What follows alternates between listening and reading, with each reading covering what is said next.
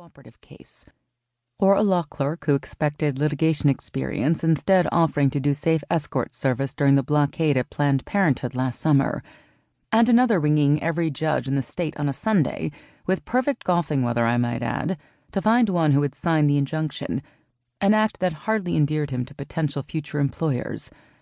So it doesn't seem right somehow to accept an award of this magnitude for work I was going to do anyway, and had an amazing amount of help doing.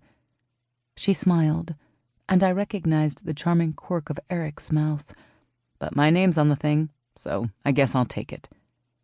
She spoke for another 15 minutes, taking time to tell a brief story about each of 5 people she felt had made her work easier. She told funny and touching stories in a steady voice a few tones higher than Eric's low tenor. When she finished speaking, I joined Eric in standing and applauding enthusiastically. Sydney shook hands with the chairman, then her gaze sought out Eric. She smiled at him with genuine affection, then grinned as Eric bowed slightly, touching his forehead in a gesture of homage. Eric and I took our seats again and settled in for the final speech. I had enjoyed Sydney's wit and Eric's obvious pleasure. Now bored with my unending to-do list, I studied Sydney instead. Her brown hair had hints of gold and red, just like Eric's, and her jaw, though not so pronounced, looked as if it could set into the same stubborn lines Eric's sometimes took. Her laugh was higher and seemed to come more easily than his, and her hands were long and graceful. Eric's hands were large and beefy, the only things about him that weren't elegant, and he tended to put them in his pockets whenever possible. I studied people at the tables around us as well, looking for anyone I might know. I spotted another University of Chicago associate professor and recognized several more faces from campus, though I couldn't place them. They weren't in liberal arts, that I knew. The last speaker concluded, and during the final, somewhat weary applause, I folded my dinner napkin and took my last look around the room. People were shrugging into suit jackets and dresses swirled, and bright chatter was filling the banquet hall. Out of all that noise and motion, I saw one particular face for perhaps 2 seconds. It was enough. I heard her whisper from the past, "Say that you want me." "Sydney, this is Faith." "It's a pleasure and an honor," I said.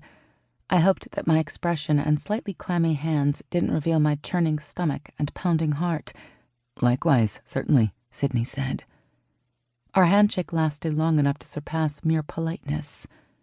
I knew that Sydney must meet hundreds of people a week, but her warm grasp was welcoming. I very rarely meet any of Eric's special friends. It was a diplomatic choice of words. Eric and I were close friends. Perhaps she spoke with him enough to know we weren't lovers. I had ceased to wonder at Eric's lack of sexual demands by learning that, despite some emancipated thinking about women's roles, he was old-fashioned about sex. I appreciated that and remained quite relieved. I wasn't ready for intimacy with him. I murmured something appropriate.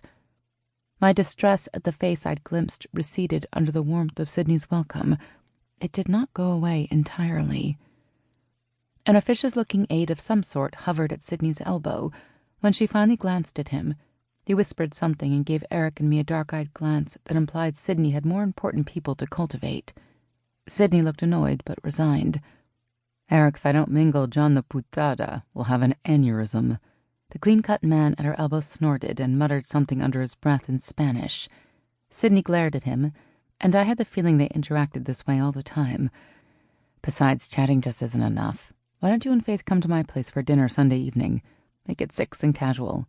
It's been too long since we had a good talk." Eric glanced at me and smiled at my eager nod. "That would be great," he said. Then, as if he couldn't help himself, he swept Sydney into his arms for a hearty embrace. "I'm so proud of you," he said. "I mean it." Sydney had tears in her eyes when he let her go.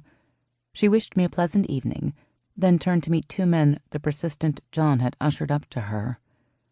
Braced by Eric's protective yet undemanding hand on my back, and the affectionate exchange I'd just witnessed, I felt able to face the banquet hall. It had emptied somewhat, and I kept my gaze lowered, not wanting to risk seeing that face again. I didn't want to remember or be the person I had been then. Eric was quiet in the car and seemed content with our conversation.